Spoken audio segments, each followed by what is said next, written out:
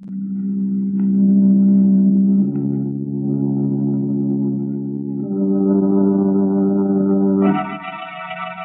Tea and Lipton Soup present Inner Sanctum Mystery, starring Irene Wicker.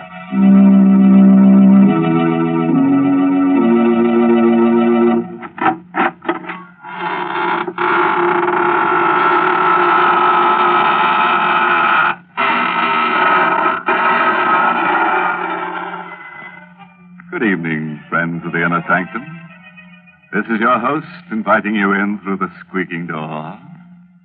Ease yourself in. The welcome bat is out. Pick yourself a place to stand. You have several choices. You can stand in awe, or stand aghast, or stand rooted to the spot. Or if you find you can't stand it at all, just stretch out on the floor and lie still. You'll have plenty of company there before we get through with tonight's list of victims. Good gracious, Mr. Host. I don't think I'd enjoy that company. Well, they're not very lively, Mary. In fact, you may find them a little, stiff at first. But they won't interrupt if you want to talk. And you know I do want to talk, Mr. Host. So suppose you go greet your other visitors while I have a little chat with our Lipton listeners. You know, folks, sometimes when you're trying to describe a thing, you find it's very hard to think of just the right word. But that doesn't apply when you set out to describe Lipton tea. For Lipton is so different from other teas. Its flavor is so extra special that there's a special word to describe it. Brisk. Yes, brisk is the tea expert's word for full-bodied, tangy flavor. Oh, but then why bother with words when Lipton's itself can tell you so much more? You'll taste the difference right away and discover how much Lipton's brisk flavor adds to your enjoyment. Yes, with Lipton's, you get all the goodness nature puts into tea.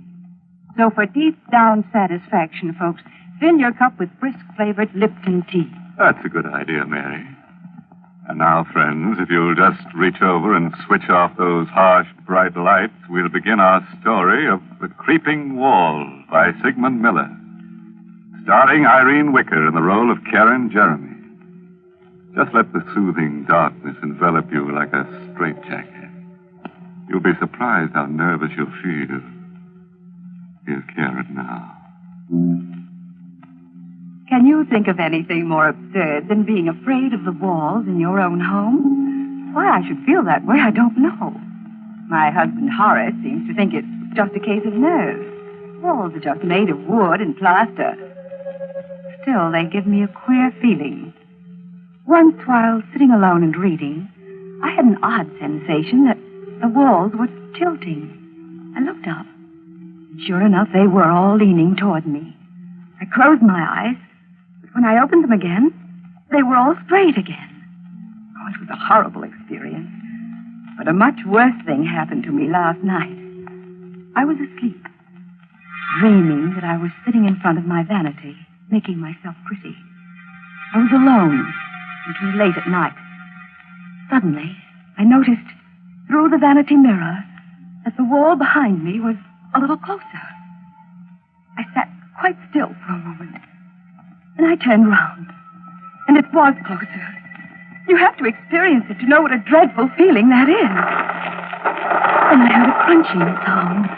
The opposite wall also had moved nearer. I screamed. But it was only a whisper. Then all the four walls began to hem me in. They moved nearer and nearer. I could feel the cold of the walls filling the remaining space of the room. I was going to be crushed to death. There was a book of matches on the vanity. I lit a match and held it near the cold walls. They stopped moving. They were afraid of the heat. Then the match went out. The walls began to move again. I lit another match. They stopped. I held it until it burned itself out in my hand. I frantically lit another one. The last. It flared up, and then it died out. The walls began to move. They were just inches away now. And one of them touched my hand, icy cold and dreadful. In an agony of terror, I beat against the walls, and I screamed with every breath of life in me. Karen, what's the matter, dear? Don't let them crush me. Help me, Horace. Stop beating the walls. Karen, what is the matter with you, dear? Oh, dreaming. The walls were closing in on me. I had to light matches to stop them. Oh, Horace, it was ghastly. I'll never forget it so long as I live. Well, nightmares are always frightening, dear. You threw the covers off and the room's very cold. That's what probably brought it on. You forget it, darling. The dream won't come back. We talked for a while, and Horace dozed off.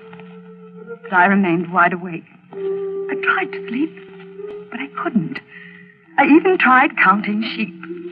While I was counting, I got a sick feeling the walls were really closing in on me.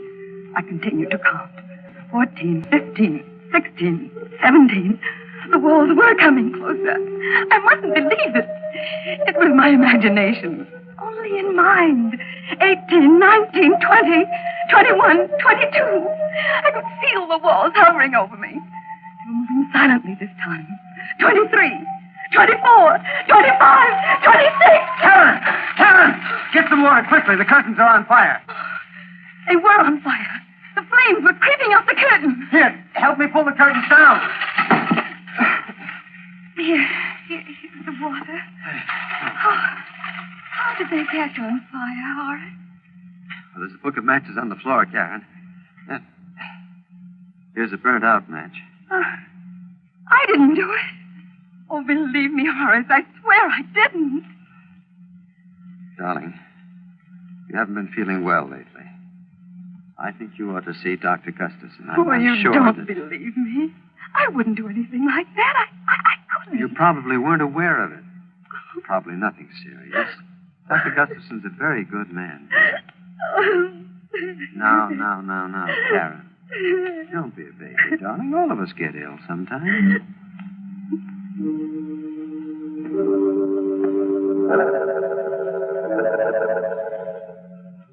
Dr. Gustafson is a little man with sharp eyes. I told him the whole story about the walls and the dream. Tried to be at ease. There was a mirror on his desk, and as I talked, I kept fixing my hair. Didn't look so well today. 2 new gray hairs that I had to pull out. He kept watching me very closely. All the time asked me questions about my youth. I told him everything, even about winning the beauty contest when I was 17. He seemed very interested. Mrs. Jeremy, it seems to me you have an obsession about being beautiful. You're not as young as you used to be. Neither is your appearance. That's why you're afraid of close scrutiny. That may account for your fear of close spaces. Went on like that, obsession. looking at me as though I were a drab, middle-aged woman. He didn't like me, and I didn't like him. I didn't like the way he spoke to me, the way he watched me. Karen! Put the letter opener down. I was just holding it. You'll hurt somebody holding it that way, darling. No harm was meant, I'm sure. The first thing you should do, Mr. Jeremy, is to get larger living quarters. Your wife may be suffering from acute claustrophobia, among other things.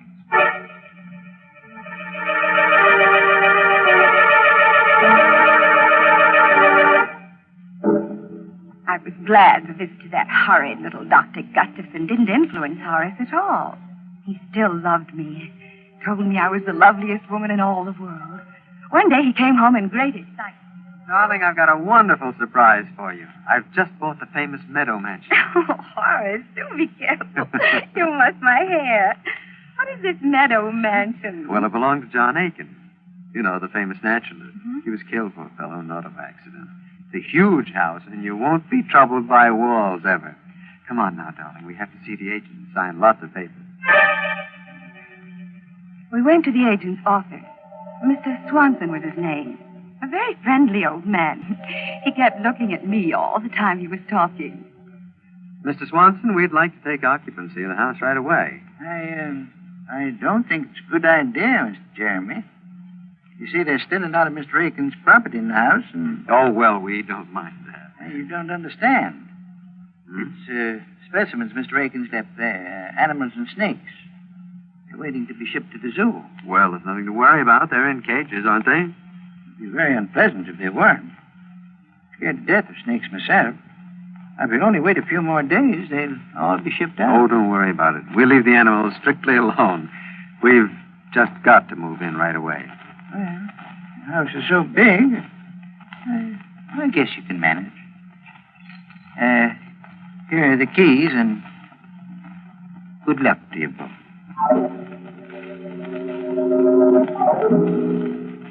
Meadow Mansion was magnificent. It was big and gracious. The rooms were huge and beautifully decorated. The high ceilings gave you a wonderful feeling of freedom. But the drawing room was loveliest of all. A large prism chandelier hung in the middle of the room, and the walls were paneled halfway up to the ceiling. But most exciting of all, each wooden panel had a darling little mirror set into it. There were easily 100 such mirrors. Oh, it was very gay. You could see images of yourself anywhere in the room. It was all breathtakingly beautiful.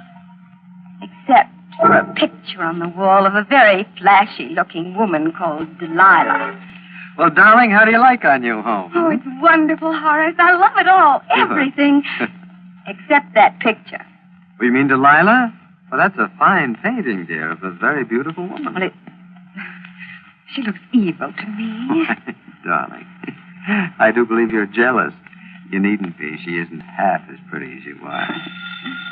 Alice, answer the door, please. We didn't talk about the picture anymore because Mr. Swanson, the agent, came in to see how we were getting on. I left Horace talking to him, and I wandered into the next room. There were a dozen cages standing near the fireplace, ready to be shipped off to the zoo. There were mostly snakes and lizards in the cages. All of them were quite motionless, except one. It was labeled Bushmaster, Venezuela. Very odd name for a reptile. Fearfully ugly, yet it fascinated me. Some 4 feet long, fat and clumsy looking, yet it slid round the cage with wonderful grace, kept moving round and round, trying so hard to get out. It looked at me pleadingly, and then I found my hand on the safety catch. I drew it away in horror. It kept going round and round the 4 glass walls.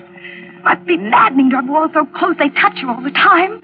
I remembered what a terrible feeling it was to be frightened of walls. Then suddenly, the snake was in the middle of the floor. Karen, don't move. Good heavens. It's out of the cage. Stand still, Karen. I didn't move. Not one bit. I wasn't frightened. I was only wondering how it had escaped from the cage. The snake lay there in the middle of the floor with its head up, hissing. And it started to move. It slid in a wide circle toward Horace and Mrs. Swanson. It's coming towards me. I've got to get out of here. Don't run! But he didn't listen to Horace. He started running and the snake struck him. It struck him twice in the leg. Then he continued running past me. Then suddenly he fell. Horace picked up a chair. He smashed it down on the snake. He smashed it again and again and again till it was dead. His body is swelling. He's dying. I didn't open the cage. I swear to you I didn't. It got out by itself. Oh, the door must have been loose. Please believe me, Horace. I didn't open it. I couldn't have opened it. You must believe me. You must. Oh, you must.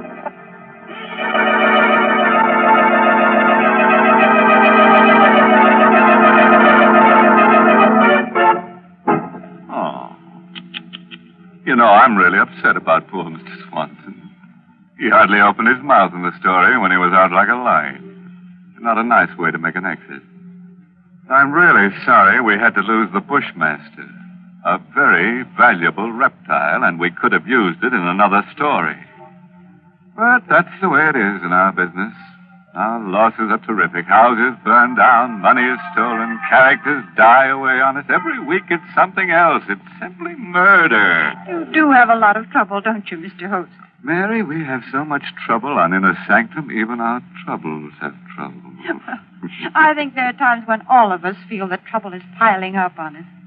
But you know, friends, I've found a good way to get over that feeling.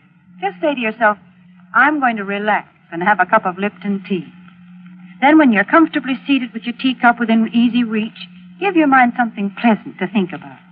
That Lipton tea, for instance. Notice Lipton's deep amber color and its welcome, familiar fragrance that's so tempting. Then taste it and discover how really delicious that brisk flavor is. Just for real enjoyment, any time during the day, just take a few minutes out to enjoy a piping hot cup of brisk-flavored Lipton tea. Well, I'll certainly give your suggestion a try, Mary. And now, friends, if you'll give me your hand, we'll go on with the story. Or would you rather take yourself in hand? Things are going to be a little rugged from now on, so take a firm stand, sit tight, and buckle down. And it won't be a bad idea to grit your teeth and square your shoulders at the same time. By the way, if you can do all those things at once, let me congratulate you. You're quite an athlete. Well, here she is, Karen Jeremy. I was ill for a long time. I don't remember how long. Weeks, maybe months. Horace never spoke about that horrible afternoon. And after a while, I stopped thinking about it. I liked my new home. Meadow Mansion was such a beautiful place, I rarely left it. I loved best of all the drawing room, with its darling little mirrors and the wooden panels. I could see myself from all sides. It was so much fun. My absurd fear of walls was beginning to fade away. There was only one thing that irritated me. That was the picture of Delilah. I was determined to get rid of it. Karen, stop glaring at that picture. I don't like it, Horace. I wish we'd get rid of it. It's a fine work of art. Why? I don't care. It's an evil picture to me. Karen, look here. You're just jealous of her. You're jealous of any beautiful woman, even if she's only a painting. You don't care for me anymore. That is a ridiculous thing to say. You know it's not true. If you really love me, you take that picture down off the wall. That picture is staying right where it is. Now, it's for your own good. I'm going out for a walk. And, Karen, I absolutely forbid you to touch that picture. I'm in it.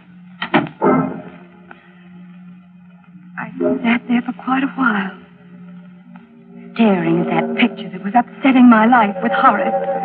He was always kind and gentle with me. For the first time he'd ever lost his temper. I looked at Delilah. There was a gleam of white teeth between her full lips. She was an abandoned-looking thing. Her long hair cunningly untidy. Her eyes sparkling, black, shameless. She seemed to be laughing at me. I made up my mind. Horace would understand. I got a knife from the kitchen. And I pulled a chair over to the picture. And I stood up on the chair, then began to slash down the length of the picture. Mrs. Jeremy, what are you doing? It's no business of yours. Go away, Alice. Oh, you mustn't do that. Mr. Jeremy will be angry. I told you it's none of your business. Please come down off that chair. You're destroying a beautiful painting. You meddling little fool. I'll teach you to interfere. Mrs. Jeremy, I've put up with you for a long time. Nobody's ever dared to slap me. You vicious, miserable hag. That's what you are, a hag. For years I've pampered you. I've always told you how beautiful you were, how lovely you looked. Well, maybe you were beautiful once, but now you're just a self-centered, haggard old woman. Well, just look at your face. She was lying on the floor, silent, bleeding. I didn't stab her. It wasn't me. It couldn't be me. I wouldn't do such a thing. I looked at myself in the paneled mirror. I looked pale. My hair was all untidy. And I thought of Horace. He would never believe I didn't do it. He'd look at me in that piercing, sad way. No, he mustn't see the body. I must hide it before he gets back. I dragged her over to the closet. And then I hid her body in the corner. I locked the door with a key. There was blood on my hand. I don't know how it got there, but I had to wash it off. And the knife, I threw it in the garbage pail. There was blood on the carpet, too. I took a scatter rug and carefully placed it over the spot. And I sat down and waited for Horace to come home. The room was very queer. The chandelier seemed to be lower. All the walls, they seemed to be closer. I sat there fighting off that old terror. praying and praying that Horace would come home. As soon as he came, I'd put my arms around him and never let him go again. Never, never, never let him go. And I heard the doorknob turning. I hurried over to the door. Hello, Karen. Oh, darling, darling, darling, I'm so sorry. It was all my fault. Please forgive me, Horace. I can't bear your being angry with me. Please say you forgive me. That's all right, Karen. I shouldn't have lost my... What happened to the painting? It's cut. I did it. I don't know what came over me.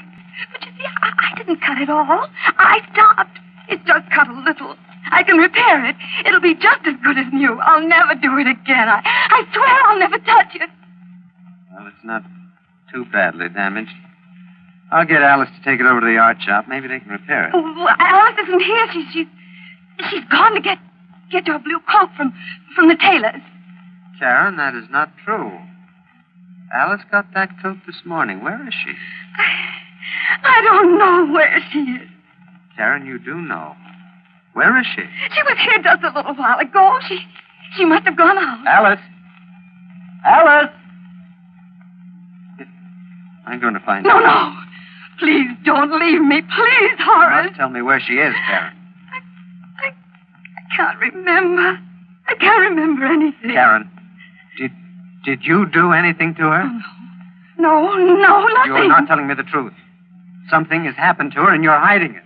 Now, I'm going to find her. She must be somewhere. No, she isn't in the house. How do you know she's not here if you don't know where she is? I didn't mean that. I'm going to look around. All right. There's blood on the floor near the closet. Yes, I cut my finger. The closet is locked. Have you the key, Karen? No, I don't have it. Karen, give me that key.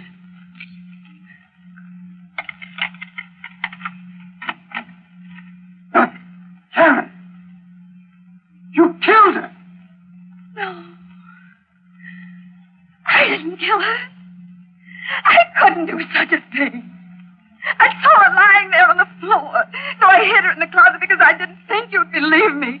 But I didn't kill her. I didn't do it. I'm going to get Dr. Gustafson, Karen. Maybe he can help. Please don't go. I can't bear being alone.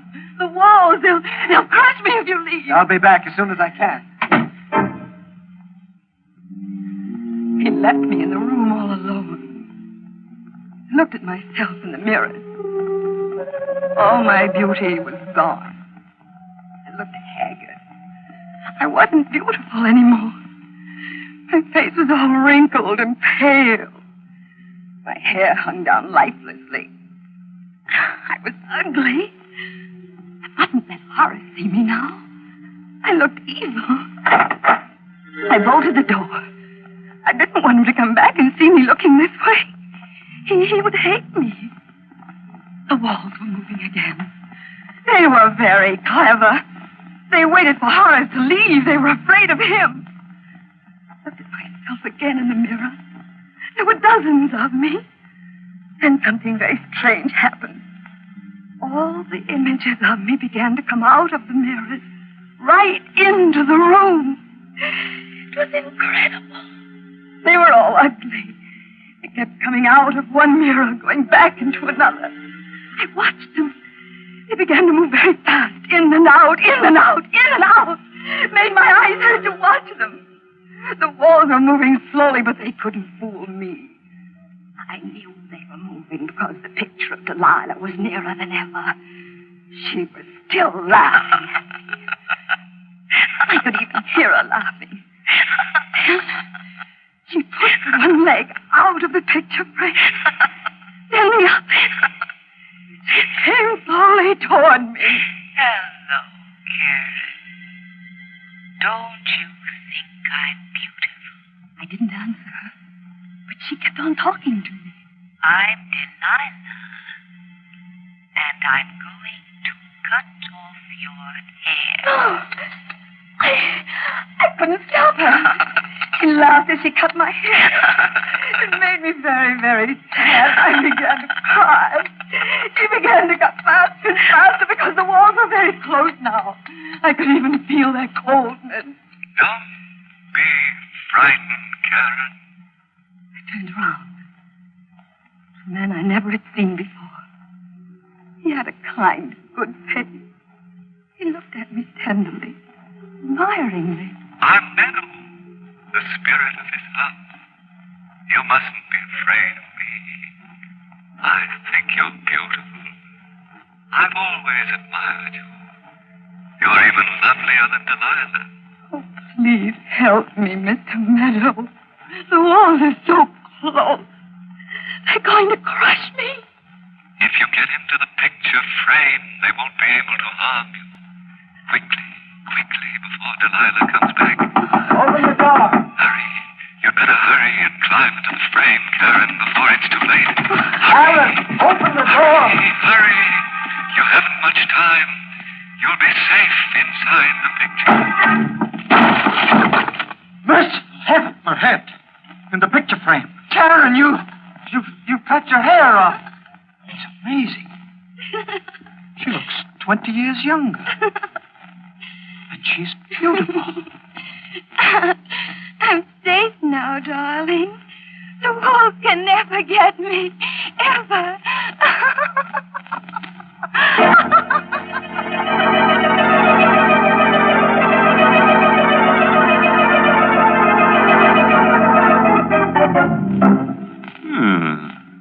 I think we did rather well tonight. Two of our characters were gathered to their forefathers. I'm sort of sorry about that maid. She seemed like a nice sort, and I don't think it was quite kind to be so cutting to her. But that renting agent, you couldn't get an apartment out of him anyhow. As for our heroine, it's true we didn't kill her off, but we certainly framed her. Well, it couldn't have been a very pretty picture, Mr. Host. No, Mary, but you'll have to admit it was remarkably lifelike. Well, while you're admiring it, I have a few words for our friends listening in. You know, some people tie a string around their finger to remind them of things. Well, I'm not going to ask you folks to do that. All I want you to do is just remember all the good things I've told you about Lipton tea, and let them remind you to get a package of Lipton's tomorrow. Lipton's wonderful brisk flavor, its full-bodied goodness mean more contentment in your teacup. Remember, Lipton's is the tea that gives you extra pleasure and extra satisfaction. Ask your grocer for a package tomorrow. Well, that should be easy to remember, Mary. Well, friends, it's time to close the squeaking door until next Tuesday, when we'll get together again for another killing time. Oh, by the way, this month's Inner Sanctum mystery novel is The Pavilion by Hilda Lawrence. Yes, in next week's Inner Sanctum story, directed by Hyman Brown, and brought to you by Lipton Tea and Lipton Soup. Next week's story is called The Edge of Death. Feeling a little edgy already? Very interesting story. Yeah, it's sort of a mixture of Russian legend and modern psychiatry that tells of a beautiful and sinister old sword. But I'm sure you'll get the point. So, until we meet on the edge of death next Tuesday, good night. Pleasant dreams.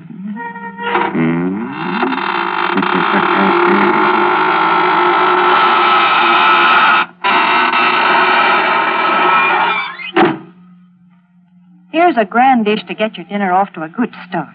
Lipton's Noodle Soup. It has all the homemade goodness and real chickeny flavor your family loves. Lipton's Noodle Soup is seasoned to perfection, and it's full of tender, golden noodles. Hard to prepare? Not a bit. It takes only a few quick minutes from package to soup plate. Economical, too. Costs less and makes lots more than canned soups. So get Lipton's Noodle Soup mix tomorrow. And don't forget to tune in next Tuesday night for another Inner Sanctum mystery. This is CBS, the Columbia Broadcasting System.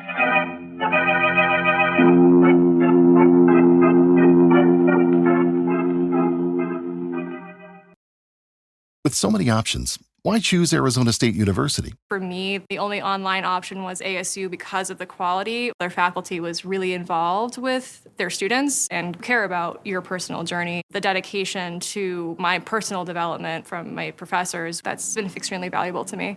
Earn your degree from the nation's most innovative university. online. That's a degree better. Explore more than 300 undergraduate, graduate, and certificate programs at asuonline.asu.edu. Breaking news from the stadium tonight as an anonymous fan foot the bill for 55,000 hot dogs, bringing that sweet tubed meat to everyone in attendance. Free dogs! Yeah! 55,000 hot dogs? What does that even cost? While the identity of this Frankfurter philanthropist remains anonymous, their all-beefy generosity will go down in history. The new Mega Millions. More to win means more to give. How you spend it is up to you. Yeah! For game odds and details, visit sceducationlottery.com.